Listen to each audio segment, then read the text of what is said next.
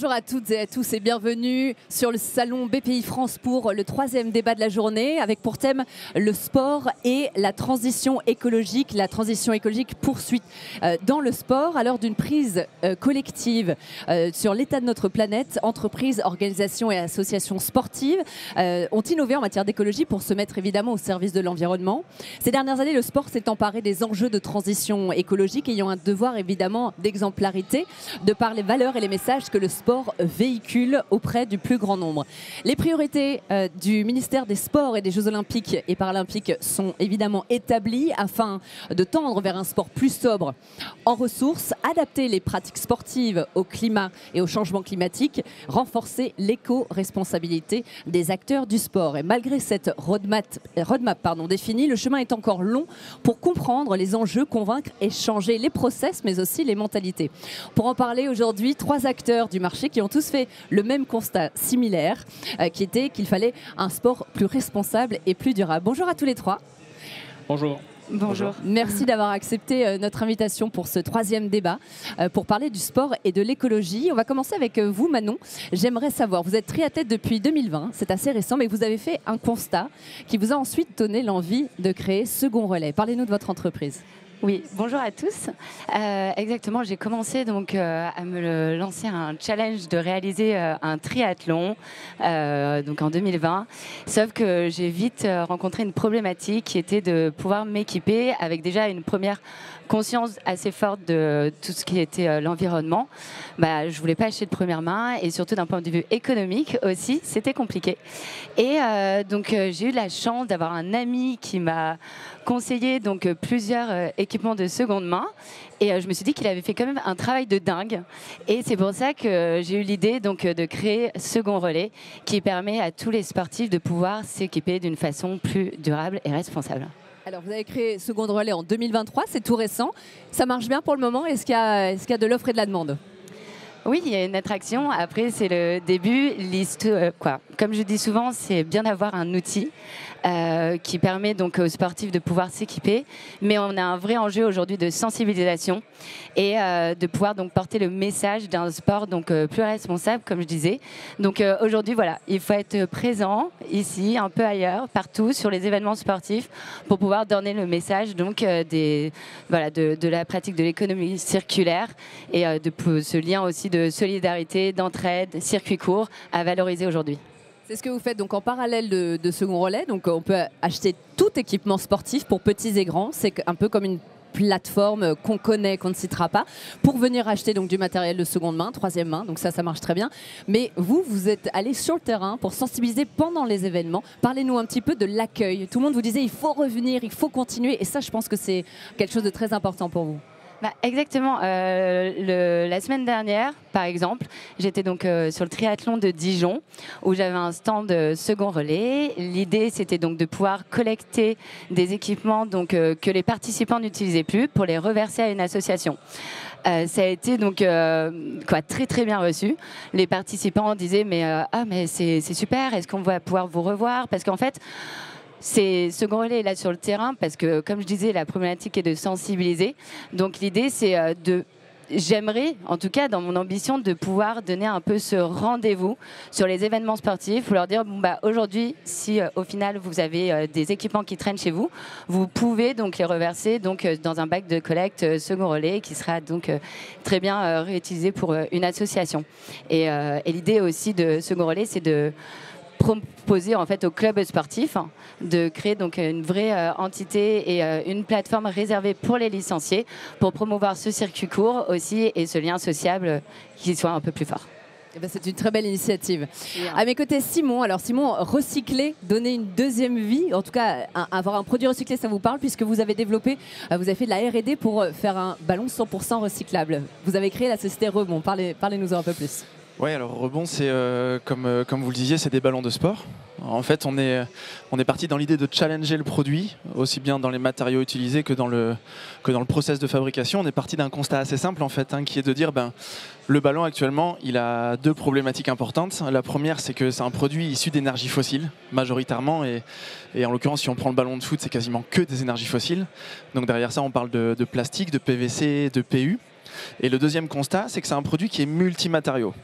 C'est-à-dire que lorsqu'on le fabrique, on vient assembler 3 couches de matière qui sont des matières différentes. Et ça pose un problème, c'est celui de la recyclabilité justement, c'est-à-dire qu'en fin de vie, le produit ne peut pas être recyclé. Une seule partie peut être recyclée, c'est ça? La partie extérieure, mais pas l'intérieur? Non, même pas. Parce qu'on ne peut pas séparer la couche externe des couches internes. C'est impossible. Ces parties-là fusionnent entre elles. Donc en fait, à la fin de, la fin de vie d'un ballon, pour un club, c'est de le jeter. Exactement. D'accord. Et vous, ça vous a révolté, vous avez dit il faut qu'on fasse quelque chose. Ouais, parce que déjà moi je suis issu du milieu du sport et j'ai été porté depuis que je suis petit par les valeurs de sport qu'on connaît tous, hein, solidarité, entraide, et c'est un vecteur de sensibilisation à ces valeurs-là qui est hyper fort et qui est intense, le sport d'ailleurs. C'est pour ça qu'il y a autant de boîtes qui communiquent à travers le sport. Et en fait je me suis dit mais à quel point le sport, qui est porteur d'aussi belles valeurs, se retrouve avec être symbolisé par un produit qui est au centre du terrain, qui a quand même une symbolique forte, avec un produit qui n'est pas beau et ou à minima qui n'est pas porteur de belles valeurs environnementales et écologiques. Et c'est parti de là, et je me suis dit, qui mieux que moi, parce que j'ai un parcours personnel qui était déjà dans le ballon. J'avais la connaissance de la supply chain complète, j'avais toutes les connaissances pour challenger justement, j'étais le mieux placé.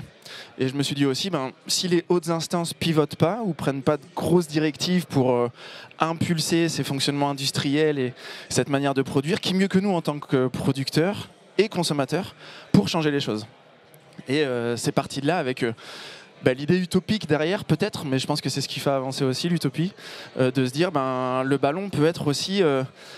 c'est peut-être le produit le plus populaire au monde, le ballon aujourd'hui. Donc si on arrive à faire un exemple et de montrer que oui, on est capable de pivoter une économie existante en la basant sur un socle environnemental, écologique fort, et que même ça peut créer des opportunités, parce qu'aujourd'hui on a quand même tendance à entendre que écologie et business ne vont pas de pair. Et moi je souhaite montrer que en fait, non seulement ça va de pair, mais en plus ça peut être des leviers d'opportunités forts. On y reviendra un petit peu plus tard dans cette table ronde, mais j'aimerais qu'on revienne sur le ballon. Quel constat? C'est quoi les chiffres?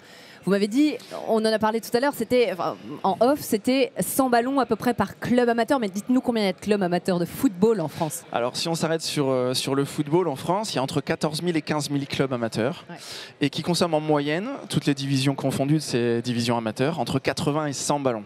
Sur ces 80 et 100 ballons, ce qui se passe, c'est que les clubs essayent d'en garder une partie. Donc on estime qu'ils jettent entre... Quoi, à peu près, ils en gardent 20% à peu près. Ouais, 10 à 20%. Et c'est des ballons qui sont plus en très bon état, mais qui redonnent à des catégories loisirs ou plus jeunes pour essayer de faire perdurer la chose. Parce que pour eux, en fait, c'est un investissement. Donc vous faites 100 fois 14 000 à 15 000, ça vous donne à peu près le nombre de ballons par an qui sont produits et qui sont destinés à être incinérés. Et ça, c'est seulement en club amateur. On parle Exactement. pas en plus, évidemment, des autres clubs. Pourquoi le ballon de football? Pourquoi pas le ballon de rugby ou le ballon de handball? Alors le ballon de football, pour 2 raisons. La première, c'est qu'on voulait créer une marque avec une identité forte pour emmener dans notre environnement et dans notre histoire. On avait conscience qu'on ne pourrait pas arriver du jour au lendemain avec un produit parfait, avec l'étiquette socio-éco-conçue comme beaucoup essayent de le faire aujourd'hui, et quand on creuse finalement derrière il n'y a pas grand chose. Nous l'idée c'était d'arriver avec des premières steps, de mettre le pied à l'étrier, d'avancer et de dire voilà où on en est aujourd'hui, voilà où on veut être demain. Voilà nos limites et voici ce qu'on a fait et voilà vers où on va aller. Et en achetant ces premiers ballons, finalement vous faites partie de notre histoire et on va avancer ensemble. Et dans ce sens-là, le ballon de foot, le football est quand même le sport le plus populaire au monde. Donc il y avait cette question de popularité et de fédérer un maximum. Et le deuxième aspect, il est technique, c'est qu'en fait c'est le produit le plus complexe à travailler.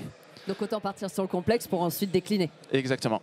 Voilà. Et derrière on espère dupliquer rapidement et plus simplement en tout cas sur le rugby et sur le basket, avec toujours le prisme de fin de cycle de vie du produit et de challenger cette partie-là. Alors un peu comme Manon, donc Manon, on a compris, c'est donner une seconde vie aux objets. Vous voulez recycler, elle veut ensuite sensibiliser. Il y a un double travail. Vous voulez pousser l'offre encore plus pour faire un système de leasing, pour que ce soit encore plus vertueux. Racontez-nous ce système que vous voulez mettre en place d'ici 2 ans. Exactement. On parlait d'opportunités qui peuvent naître de ces nouveaux fonctionnements, de ces nouveaux produits finalement. Et là, le constat qui a été fait auprès des clubs amateurs, c'est qu'ils ont 2 problématiques. On a parlé de la qualité technique et la deuxième, elle est financière. En fait, il faut savoir qu'un club amateur, c'est une association et qu'en début d'année, en septembre, quand ils doivent acheter des ballons, ou en août, quand ils commencent plus tôt, quand ils doivent acheter des ballons, il y a une réalité financière qui est celle de les licences, c'est-à-dire qu'on n'a pas encore récupéré l'intégralité des licences parce que les joueurs ne payent pas forcément à temps les licences, parce que les contrats commerciaux avec les partenaires du club ne sont pas encore mis en place, donc le virement n'est pas encore arrivé. Mais ils doivent quand même débourser une enveloppe de 3 à 5 000 euros pour des ballons en début de saison. Et nous, on s'est dit, avec le recyclage, le leasing colle parfaitement parce que ça nous permet de récupérer les produits et eux, en plus, de répondre à une problématique forte qui est de lisser l'investissement sur les 10 mois de compétition, d'entraînement. Donc en fait, on s'adresse à eux en leur disant au lieu d'acheter vos ballons, maintenant on vous propose nos produits, vous les louez tous les mois, on les récupère en fin de saison, on les recycle et on vous les remet à neuf pour que vous ayez une qualité technique optimale en début de saison suivante. Donc comme quoi, business et écologie, ça peut aller de pair. Exactement. On en parlera un petit peu plus tout à l'heure. Merci beaucoup. À mes côtés, on a Thomas. On parle des Jeux Olympiques évidemment dans quelques semaines, le 26 juillet, la cérémonie d'ouverture. Et à mes côtés, un ancien rameur. Je lis le palmarès. On a médaille de bronze en 4 de pointe, 120 heures au JO de Londres en 2012 et 2 médailles de bronze au championnat du monde. Thomas, merci beaucoup d'avoir été avec nous. Aujourd'hui, vous travaillez chez Enedis au programme justement des Jeux Olympiques et Paralympiques. On va en entendre. Vous allez nous dire un peu plus votre mission. Mais surtout, vous avez fait un constat, puisque vous avez été pendant plusieurs années sur des événements sportifs. Quel constat est-ce que vous avez fait sur les enjeux et les choses qui pouvaient être améliorées à l'époque ? Alors, sur la partie du constat, la première chose qui est le fruit quand même d'une réflexion personnelle et d'une formation personnelle, parce que on peut avoir des intuitions qui ne sont pas conformes aux réalités. C'est que tout événement génère des déplacements. Que la plupart des déplacements des équipes de haut niveau se font en avion pour des raisons de performance.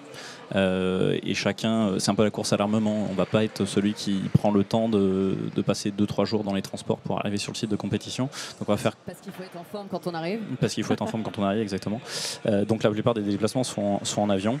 Même si on est un sport sur lequel il y a peu de compétitions internationales, il y en a 3-4 par an. Qu'elles sont pour l'essentiel en Europe, donc ça limite quand même les kilomètres qui sont faits. Mais pour autant, ça reste des kilomètres faits en avion et qui doivent peser pour la majeure partie du bilan d'une équipe de haut niveau, d'une équipe internationale en avion. Après, la problématique est un peu différente au niveau national, même si je suis quasi sûr que le poste de transport reste le poste le plus important pour un club d'aviron, qui est aussi une structure amateur, hein, comme tu l'as évoqué. Les transports seront par la route. Les bateaux sont sur des remorques. Il y a plusieurs championnats nationaux par an et à chaque fois, ça veut dire que tous les clubs de France convergent vers un point, alors qui est plus ou moins central. Gravelines, c'est pas très central, par exemple. Et qui font plusieurs allers-retours et parfois avec très peu de bateaux sur une seule remorque. C'est ce que vous m'aviez dit en off aussi, c'est qu'en fait, au lieu de multiplier, on pourrait faire peut-être un week-end plus long de 3-4 jours pour que tout le monde se retrouve au même endroit et pas multiplier les événements.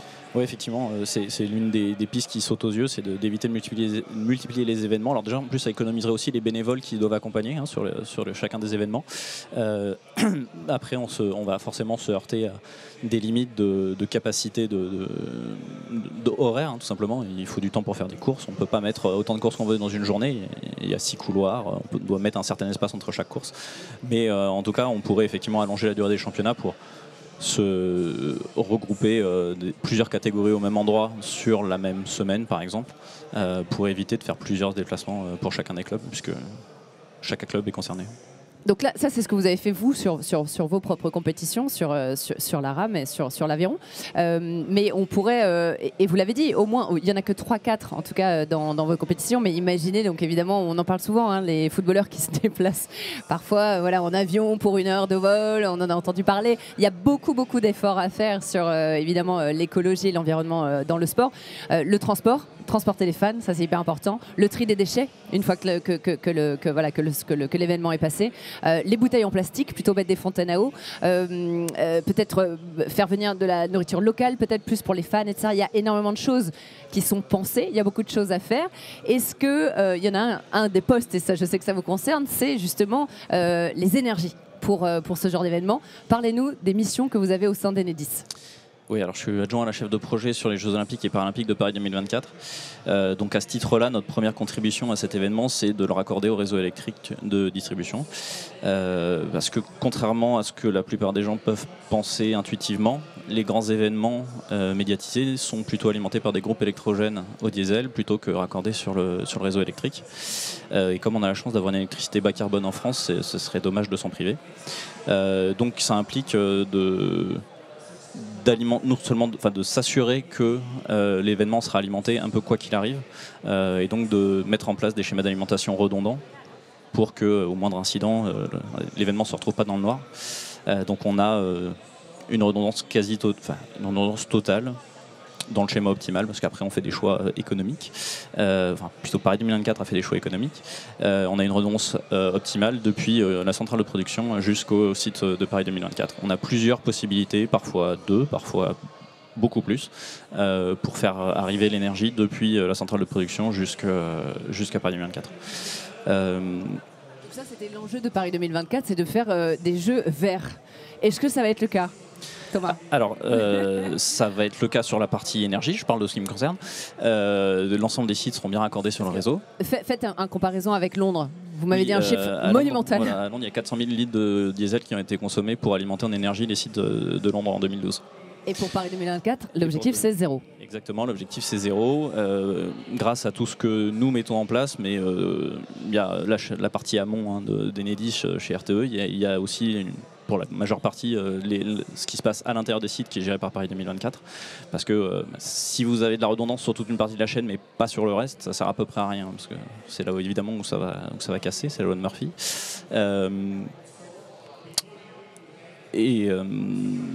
On continue à parler donc d'émissions.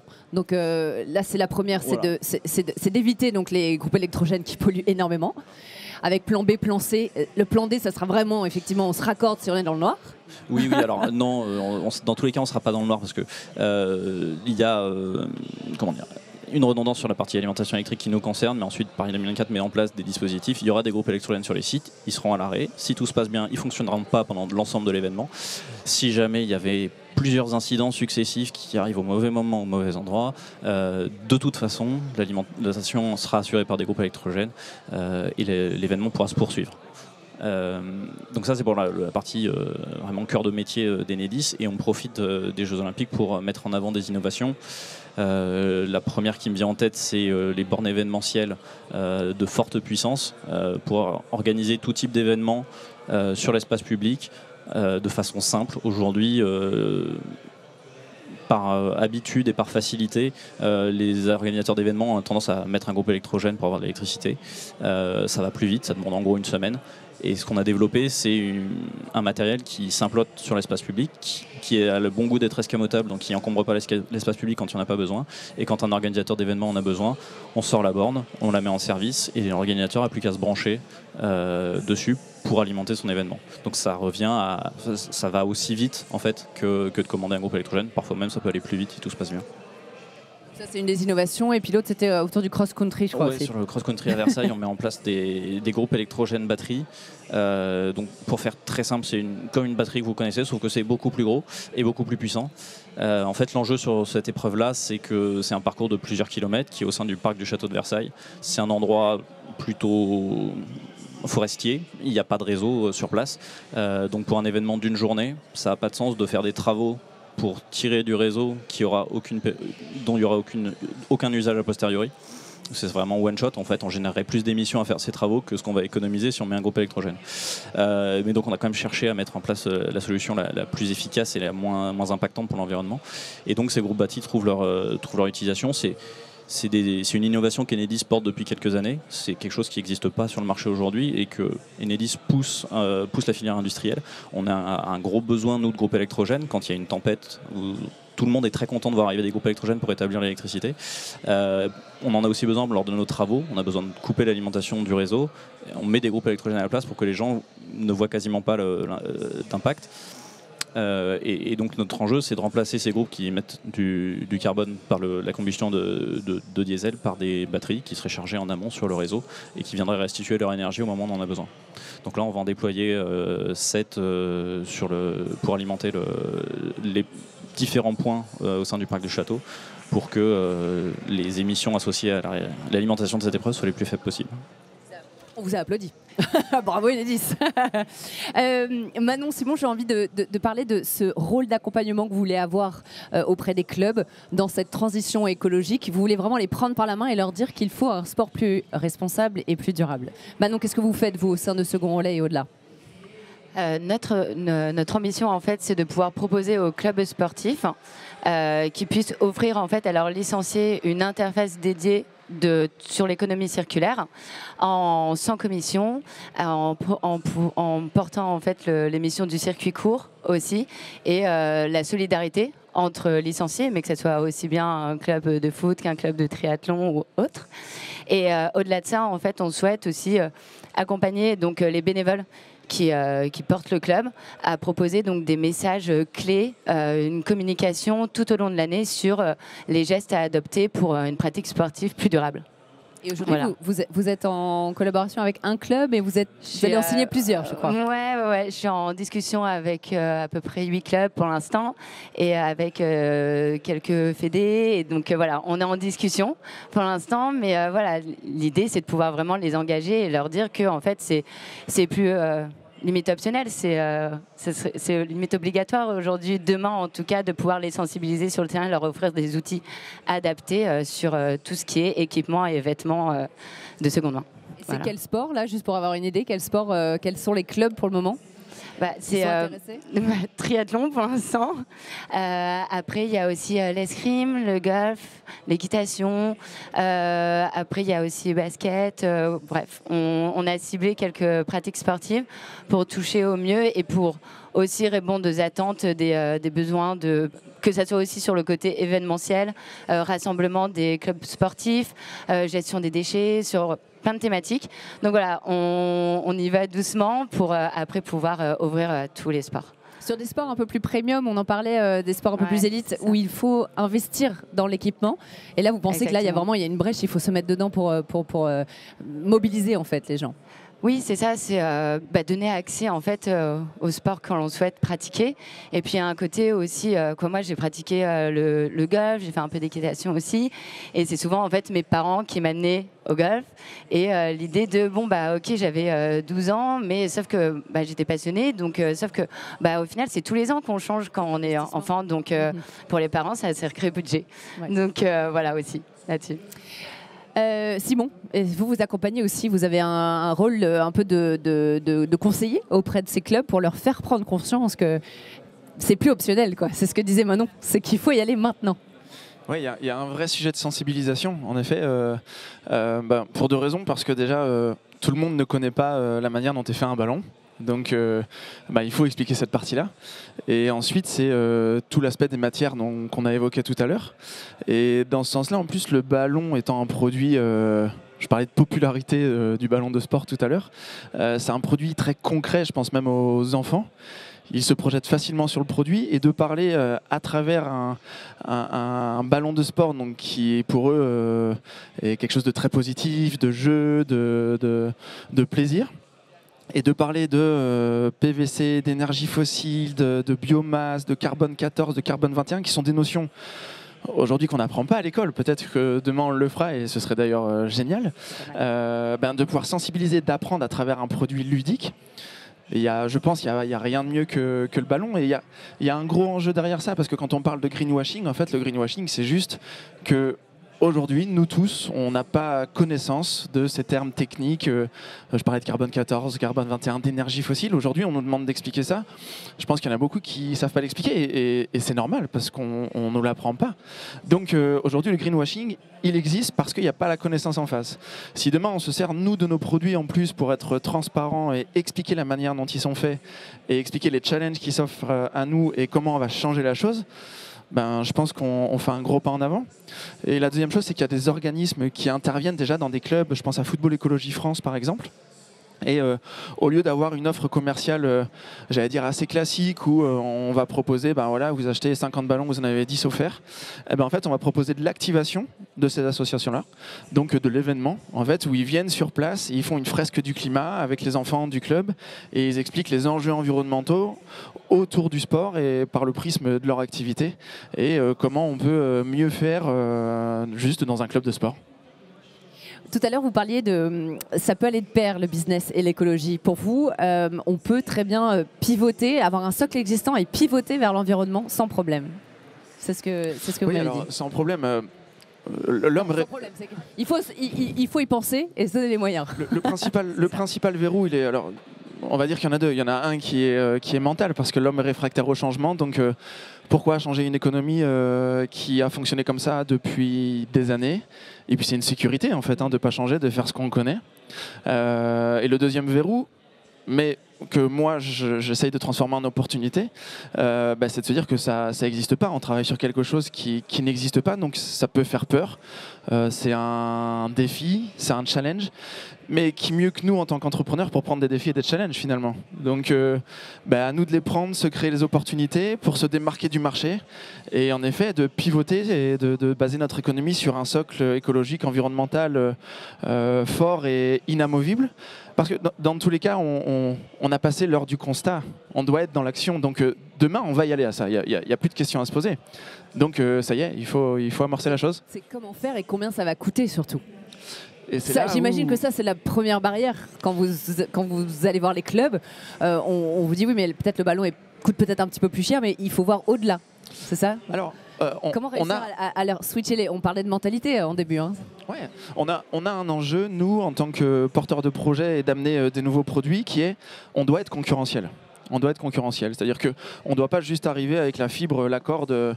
Moi, mon produit il est écolo, t'achètes.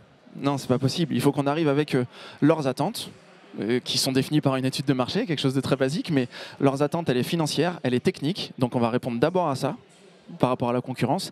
Et derrière, on va parler de l'aspect environnemental et écologique, et qui va être le levier d'acquisition et d'achat. Il faut s'en servir comme ça.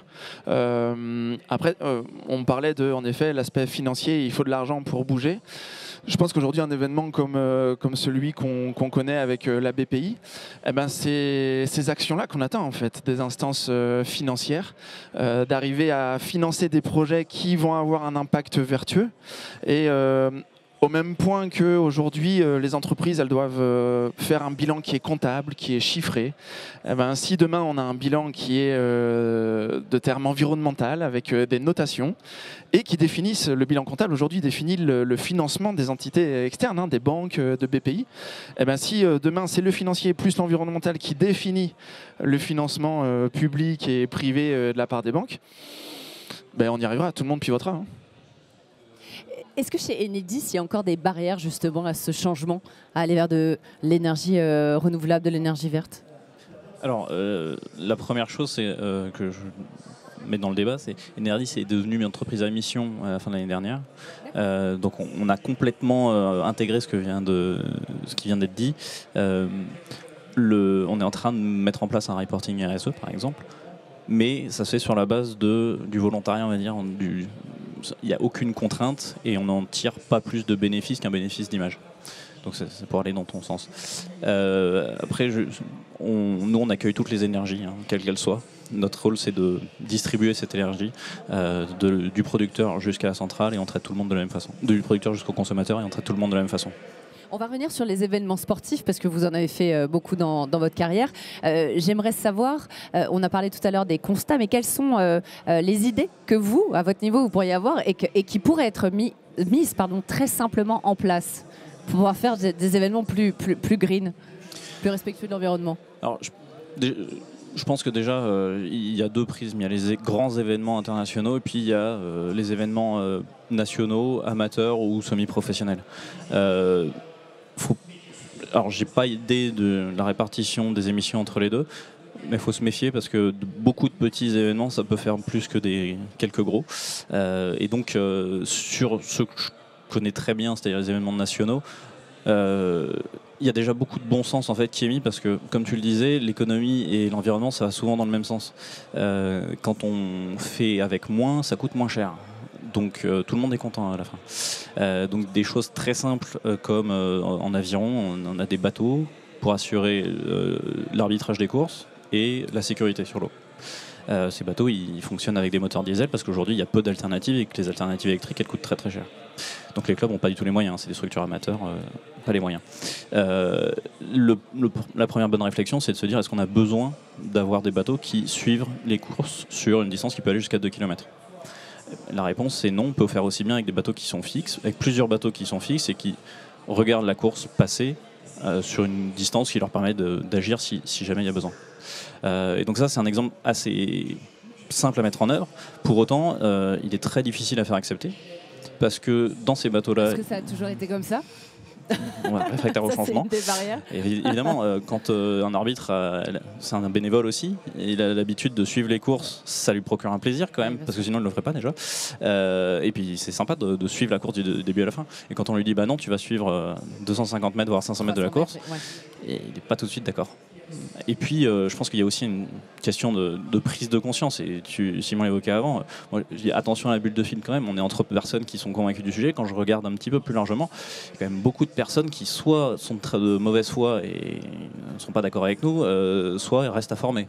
Et c'est vrai que dans des milieux bénévoles où des gens restent plutôt longtemps, on a des gens pour qui le sujet est nouveau, qui sont sortis du monde de l'enseignement et qui n'ont pas forcément les connaissances qui permettent de faire ce constat et de se dire il faut se mettre en mouvement et changer les façons de faire. J'ai une question à tous les trois. Comment est-ce qu'on peut faire pour encore plus sensibiliser les jeunes et les moins jeunes, les arbitres bénévoles qui sont là depuis 30 ans, les fans et ceux qui pratiquent le sport, vers un sport un peu plus durable et responsable? Ça passe par l'éducation, ça passe par la sensibilisation sur les événements, ça passe par des séminaires, je sais pas, je lance le débat. Moi je pense vraiment que ça passe par la sensibilisation et l'éducation, ouais. Et le sport est pour ça un vecteur formidable, de par l'émotion qu'il crée, la notion d'exemplarité. Enfin, voilà, quand vous avez un champion qui passe devant des jeunes, ils veulent tous lui ressembler, ils veulent faire comme lui, ils vont faire exactement ce qu'il fait, ils vont porter les produits qu'il porte, donc voilà, si cet exemple il montre une nouvelle façon de faire, il montre que c'est possible, il montre que c'est souhaitable, que c'est désirable, derrière il va y avoir un mouvement qui va se créer, et puis sur la partie éducation, formation, ça paraît évident, mais quand on n'est pas conscient on ne peut pas changer. Donc il y a un moment il faut aussi mettre ce sujet sur le devant de la scène par l'éducation, donc par les jeunes, et penser effectivement c'est un bon levier pour atteindre les plus âgés. Je pense qu'il y a encore du travail à faire avant de voir des footballeurs rouler en électrique. Je passe juste un petit clin d'œil à ceux que je côtoie souvent. Cette réflexion ouverte. Non, je pense qu'en fait, pour pouvoir intégrer un réflexe aussi dans son quotidien, il faut en fait sensibiliser et rabâcher peut-être, et ancrer en fait au sein de son foyer ou au sein de ses habitudes cette pratique et cette sensibilisation. Donc je pense que oui, il y a aussi les athlètes professionnels qui sont des images pour éduquer. Et après, je pense que voilà, c'est de l'éducation et de pouvoir intégrer un certain réflexe. Ouais, je rejoins ce qui vient d'être dit. C'est-à-dire que si demain on voit un Kylian Mbappé avec une marque de produits recyclables sur lui ou en train de jouer avec un ballon écolo au pied, mais quel indicateur pour les enfants et quelle force de sensibilisation aussi.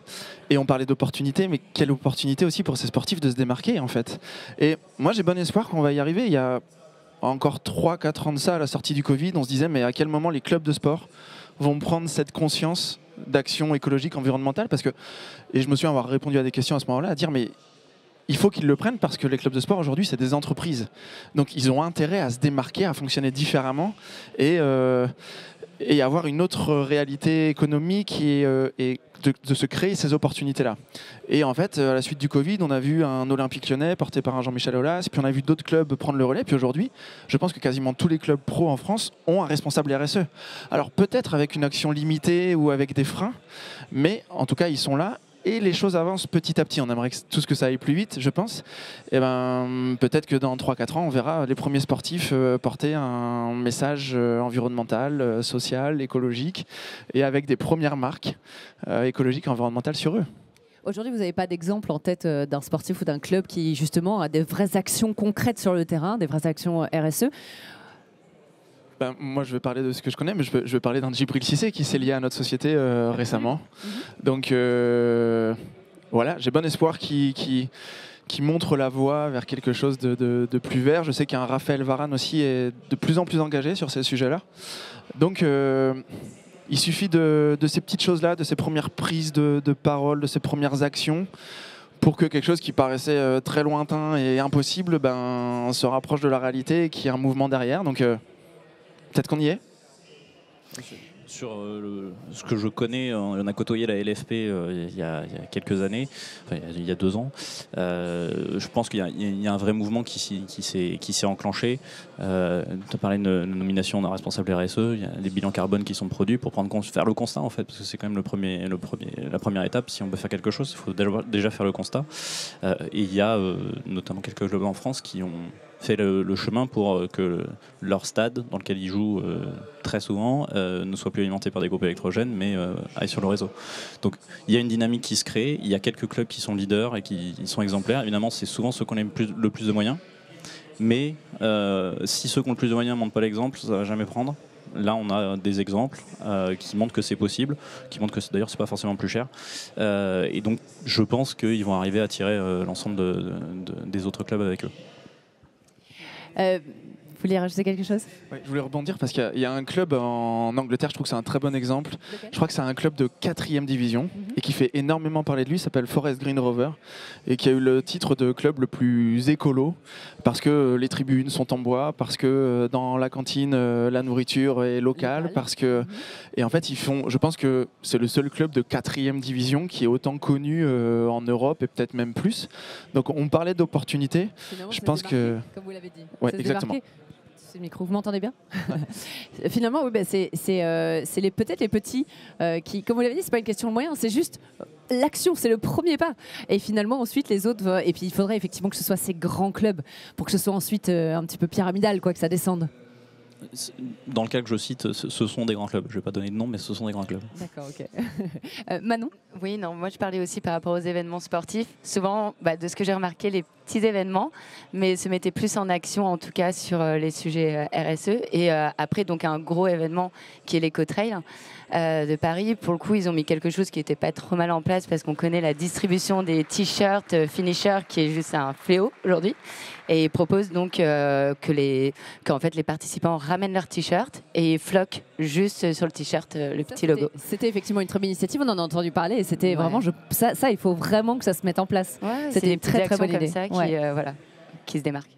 Ça va être ma dernière question. On a parlé de plein de différents leviers. À votre avis, quel est le levier à votre, pour vous, pour vraiment faire changer les mentalités et pour que ça se mette en place pour notre planète? Quel est le levier principal vraiment à mettre en place là, les prochains mois? Le ballon recyclable. Alors, on commence, Thomas.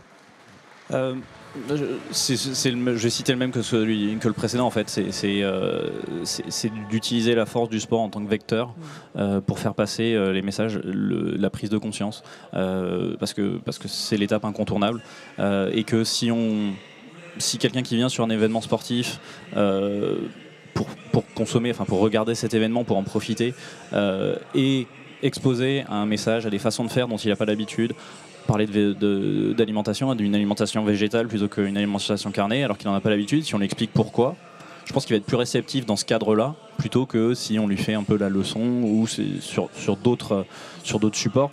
Il y a vraiment le côté émotionnel qui fait qu'on est beaucoup plus réceptif au message dans ce cadre-là. Donc je pense que c'est vraiment...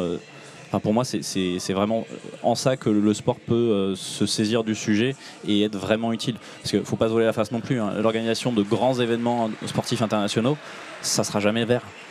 Parce que vous allez toujours... Enfin, de toute façon, rien n'est vert par définition, parce qu'il y a toujours des émissions associées. Et vous allez déplacer beaucoup de monde, vous allez déplacer du matériel. Si c'est grand, ça veut dire qu'il y a besoin de moyens. Donc vous n'arriverez jamais à avoir un truc optimal. Par contre, si par ce biais-là, vous arrivez à faire réduire les émissions d'autres entités, personnes, par le biais de cette prise de conscience, là ça a un sens et là c'est utile. Et puis chacun fait son petit pas, vous le disiez, c'est les gestes un petit peu du quotidien. C'est finalement, au lieu de prendre sa voiture et aller la mettre au parking du Stade de France, c'est de venir en transport. Alors bon, les transports c'est un petit peu compliqué, mais c'est des petits gestes comme ça que nous pouvons faire pour se rendre sur ces événements, pour qu'ils continuent d'exister et de faire un petit geste pour la planète. Manon, à votre avis, le levier, je pense qu'on va tous revenir sur le même sujet, c'est l'éducation, la prise de conscience surtout. Oui, et puis après le sport aussi, pour moi c'est le collectif et l'action.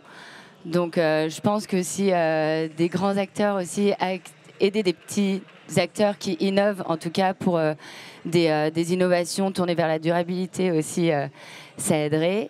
Et comme voilà, dans les petits gestes, on sait très bien pour une prépa, pour par exemple un marathon, tous les jours on s'entraîne, tous les jours on recommence et on applique des nouvelles solutions pour atteindre son objectif. Et voilà, je pense qu'aujourd'hui on a beaucoup de solutions, maintenant il faut atteindre l'objectif. Avec rigueur, on a besoin de rigueur dans le sport. Et alors nous, Simon, à part le ballon 100% recyclable, le ballon de foot. J'aurais parlé de cadre, en fait, parce que, alors en général, quand je parle de ça, on me dit non, le répressif n'est pas la solution. En effet, mais s'il n'y a pas de cadre, aujourd'hui, on roulerait tous à 130 en centre-ville. Donc, sans parler de répressif et d'être violent dans les actions ou dans les punitions, si je puis dire. C'est légiférer, quoi, plutôt. Exactement. Que de punir, juste mettre comme un cadre. Il n'y a rien de mal à mettre un cadre et il n'y a rien de répressif derrière ça, c'est rentrer dans des normes. Et aujourd'hui, il faut accepter que les normes ont changé et il n'y a pas d'autre choix que de faire différemment. Il n'y a pas de planète B. Les normes qu'on a connues et qu'on connaît encore aujourd'hui, ce ne seront pas les normes de demain. Donc oui, il faudra un cadre pour légiférer ça. Et il faut le créer parce que ça, c'est les hautes instances qui vont le créer. C'est ce qui fait que les gros faiseurs vont rentrer dans ce cadre-là et vont montrer l'exemple aussi pour les autres. Donc moi, je rajouterais le cadre. Merci beaucoup Simon, Société Rebond. Merci. Avec le ballon 100% recyclable. Merci beaucoup Manon, triathlète qui va continuer son chemin avec son entreprise Second Relais. Merci beaucoup Thomas. Voilà, il y a encore beaucoup de choses à faire pour les Jeux pour qu'ils soient green. On va évidemment croiser les doigts pour qu'il n'y ait pas de groupe électrogène à mettre en place. Merci à vous d'avoir accepté mon invitation. Merci beaucoup, c'était passionnant. Merci beaucoup. Et merci à vous de nous avoir suivis. À très bientôt.